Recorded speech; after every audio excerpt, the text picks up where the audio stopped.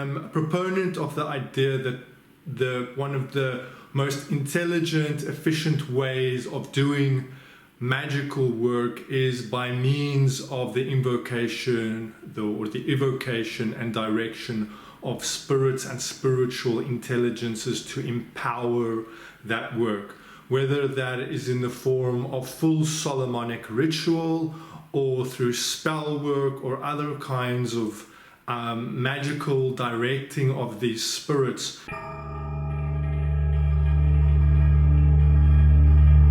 And I wanted to talk a little bit about the different kinds of ways in which that spirit contact for magical work can happen. There's a lot of confusion about the way in which spirits interact with the magician when they're doing magical work, using spirits to direct that magic.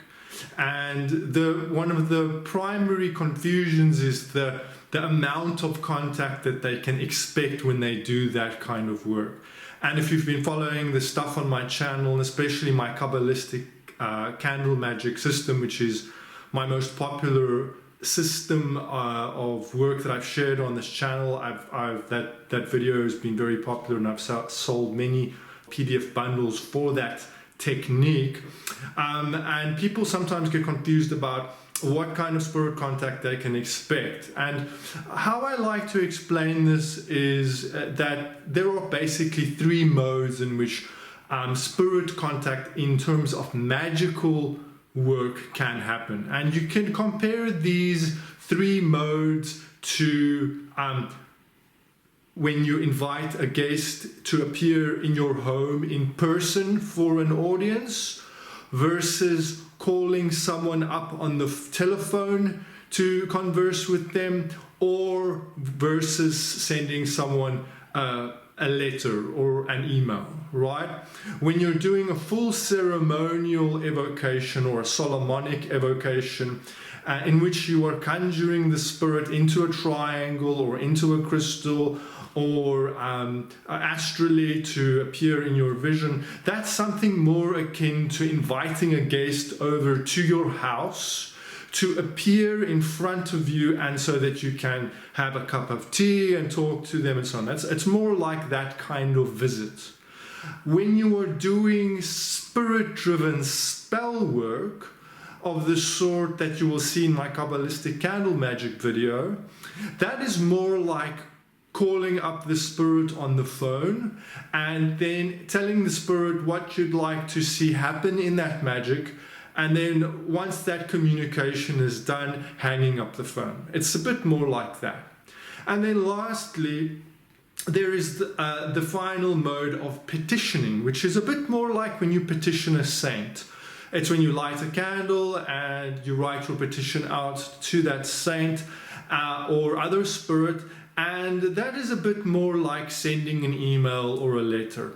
There is still contact, but it's not the same degree of contact as when you might call someone up on the phone, or if you Skype someone, and that in turn isn't the same degree of contact as when someone comes and visits you at your home and sits in your living room and has a cup of tea with you. And these three modes of magical spirit contact are much the same.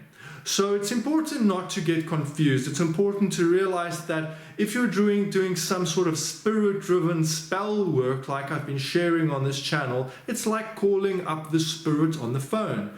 If you're just doing a petition, whether that's to a saint or to an angel or to a spirit of some order, that's a bit like sending a letter. And of course, if you're a ceremonial magician or a Solomonic magician and you're doing full-scale evocations where they're appearing in front of you in the triangle or the crystal, whatever the case may be, if that's the kind of magic you're doing, then the spirit is appearing there in person, and that's the highest degree of contact. That's the most intense form, right? There is a fourth form, which we might call possession. Or incorporation. That's when the spirit is incorporated into the medium fully and you become that spirit. But we're not going to discuss that because it's not really relevant to what I'm discussing here. The point being here is that by doing spirit-driven spell work like the Kabbalistic candle magic technique, you're calling up the spirit. You're not having the spirit appear there in person. And you don't need to have the same protections necessarily.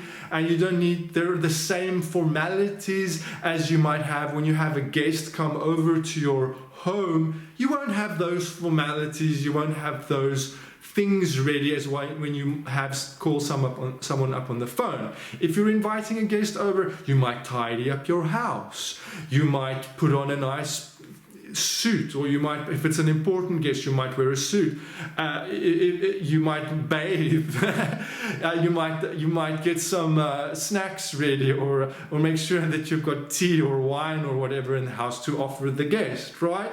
But you're not going to do any of that if you're calling someone up on the phone, because they won't see you necessarily, and you can't give them wine and snacks and so on. So I wanted to share this analogy with you to try and clear up the confusion. If you're doing spirit-centric spell work, it's a different thing. It's a different degree of contact that you can expect. And for that reason, you don't necessarily need the same formality as you would when you're having a full ceremonial situation. And similarly, if you're just doing a petition to a saint or whatever, it's like sending a letter. So I hope that's clear and that you found that helpful. Remember to like or to subscribe if you did. And until next time, take care.